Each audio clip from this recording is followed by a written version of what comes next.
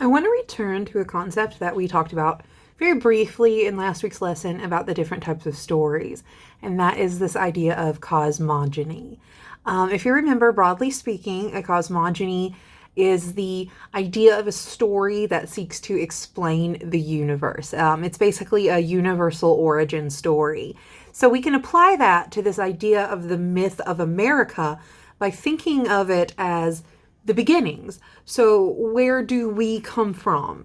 Where do Americans come from? This idea of Americans as kind of a race. I want you to take a minute and just kind of think about this question. If we had to pinpoint where exactly in history the beginnings of what we now call the United States are, what would that be? For a lot of people, they pinpoint that as the British colonists, so specifically those people that we call the Pilgrims. There are actually quite a lot of people who think that the Pilgrims were the very first white people to step foot on this continent, and that is very incorrect. The British people were actually quite late in the age of European colonization. Their energies were really focused elsewhere during this time period. There are a lot of other people who would call Christopher Columbus the beginnings of the United States, and that is where we're going to begin our readings. But you are going to discover throughout our discussion that this is a rather complicated point. You're probably aware of the controversy surrounding his holiday. There are a lot of people who want it renamed for various reasons that we're going to talk about in class. You're also most likely aware that there were quite a lot of people already living on this continent when he arrived. You may have noticed that I have been using the word colonize instead of explore. This is very much on purpose. We're going to talk about this a lot because I want you to remember all literature is written for an audience. It is written for a specific point of view. It is written for a purpose to tell a specific story. Our word choices have to be deliberate when we're talking about them, just as their word choices were deliberate when it was written. To Europeans, for whom this continent was completely unknown, yes, it was discovery, it was exploration.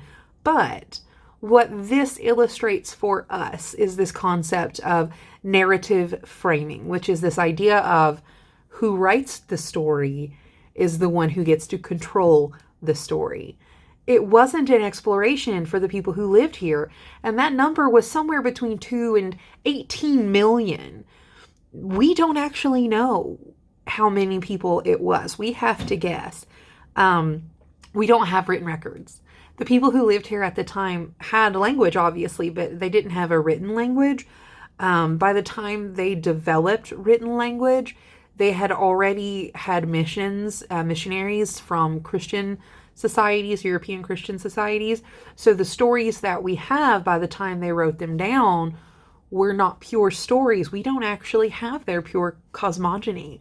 We don't have good records. What we have are narratively framed, watered down, colonized records that we have to kind of recreate, reconstruct.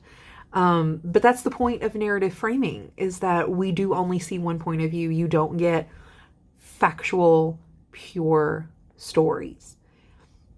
So, guys, we're just at the beginning. We haven't even really started looking at this literature yet, and it's already super complicated because we can't even tell where the beginning actually is. We don't even have a good way to delineate the beginnings of America. If we are going to say this is our cosmogony, we don't even know how to do that. But that's a pretty apt metaphor for how this is going to go. Nothing about this is going to be clean. Nothing about this is going to be easy. It's all going to be complicated. Just like the world is today in America about deciding who are we, who do we want to be. To understand to understand how we are who we are today, part of what we have to do is accept that that's kind of how it's always been. So it's a pretty good place to start, I think.